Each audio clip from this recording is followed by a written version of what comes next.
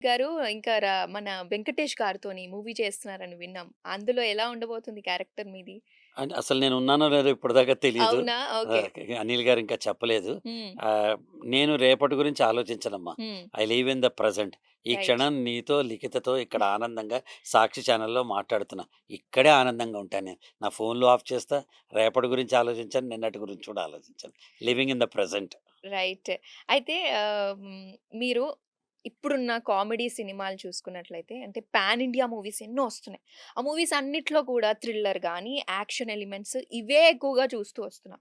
మీలాంటి గొప్ప నటులని వాళ్ళెందుకు పెట్టలేకపోతున్నారు? లేదా ఆ కోణంలో ఎందుకు మేము చూడలేకపోతున్నాం? కామెడీకి ఆ ఇంపార్టెన్స్ తక్కువైపోయిందంటే ఏమంటారు? అంటే కామెడీ ఒకటే అని కాదమ్మా. నటన అనేది రిలేటివ్ టర్మ్. ఎవరు కరెక్ట్. గొప్ప నటుడు, ఎవరు కాదు. 60 ఏళ్ల పాటు ఎక్స్‌ట్రార్డినరీగా తెలుగు దేశాన్ని మొత్తం పైకి తీసుకొచ్చిన 'ఎన్టీ రామారావు', 'నాగేశ్వరరావు' గారికి ఎంత పేరొచ్చిందో, 60 సంవత్సరాల్లో ఒకే సినిమాతో 'శంకరాభరణం' శంకర శాస్త్రి గారికి అంత పేరొచ్చింది. యెస్. సో, నేను ఎవరిని తక్కువ చేయట్లా, ఎవరిని గ్రేట్ చేయట్లా. నేను గొప్ప అని నేను అనుకోవట్లా. Like any other profession acting is also a profession. Hmm. So, మహానటుడు, గొప్ప నటుడు కాదమ్మా ఇది ఫస్ట్ పార్ట్. సెకండ్ పార్ట్ ఏంటంటే ఇప్పుడున్న దానికి వాళ్ళు పాన్ ఇండియా సినిమాలు తీస్తున్నారు. హ్మ్. తీస్తున్నప్పుడు నేచురల్‌గా ఓ ఫాదర్ వేషానికి ఓ మరాఠీ ఆర్టిస్ట్‌నో, హిందీ ఆర్టిస్ట్‌నో, తమిళ్ ఆర్టిస్ట్‌నో, కన్నడ ఆర్టిస్ట్‌నో పెడితే అక్కడ కూడా గుర్తింపు ఉండే అవకాశం ఉంటుంది.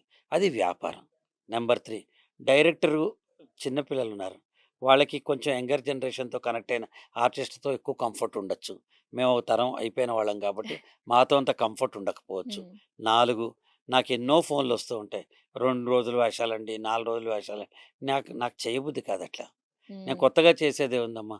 నేను దూరదర్శన్‌లో 86 నుంచి ఈ రోజు దాకా నేను వెయ్యని వేషం లేదు. టీవీ అవును. ఇండస్ట్రీలో. వెయ్యని వేషం లేదు. నేనే తీయని సీరియల్ లేదు. టెలిఫిల్మ్స్ లేవు. 14 నంది అవార్డులు తీసుకున్నాను. యెస్. యాస్ ఎన్ యాక్టర్ ప్రతిదీ చేశాను. హాయిగా 'చాణక్య' సీరియల్ చేశాను. 'త్యాగ' చేశాను. 'శ్యామశాస్త్రి' ఏశాను. నేను చెయ్యని పాత్రలు లేవు. పెద్దనాన్నేశా, నాన్నేశా, హీరో ఏశా, అన్నయ్య ఏశా. చెయ్యని పాత్ర లేదు. యెస్. విలన్ వేషాలేశా. టీవీలో ఫస్ట్ టైమ్ డబుల్ యాక్షన్ నేనే తీశా. హ్మ్. ఇట్లా సో మెనీ ఫస్ట్ టైమ్స్ అన్నీ చేసుకున్నాను నేను. సో, నా దృష్టిలో ఏంటంటే, మనకి టాలెంట్ లేక కాదు. అవతల వాళ్ళ కోణంలో మనం ఎలా సరిపోవాలి కనిపిస్తాము. కదమ్మా! ఓకే. నేను కోకు, హ్మ్. మీకు పెప్సీ కావాలి. కోక్ ఎంత గొప్పదైనా మీరు తాగరు కదా! అలా I am a brand by myself. Yes. Of let the course. People choose me whoever they want. హ్మ్. హ్మ్. అయితే గురుగారు అప్పుడున్న కళకి, ఇప్పుడున్న కళకి చాలా డిఫరెన్స్ వచ్చేసింది. మీరు చూసిన రోజుల్లో కష్టం ఎంత పడ్డారు? ఈ తరం వాళ్ళకి చెప్పాలనుకుంటే ఏం చెప్తారు మీరు? అసలు ఆ టైంలో కళ అనేది ఒక ప్రత్యేకత.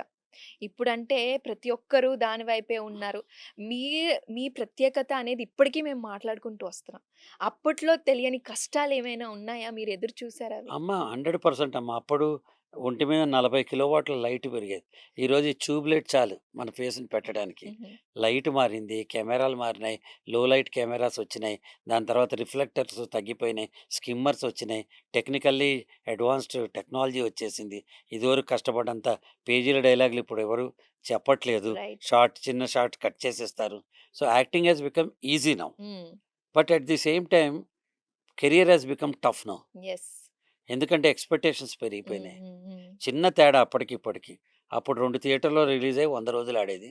ఇప్పుడు 100 థియేటర్‌లో రిలీజ్ అయ్యి 2 రోజులు రోజు ఆడుతుంది. ఆడుతోంది. అంతే తేడా.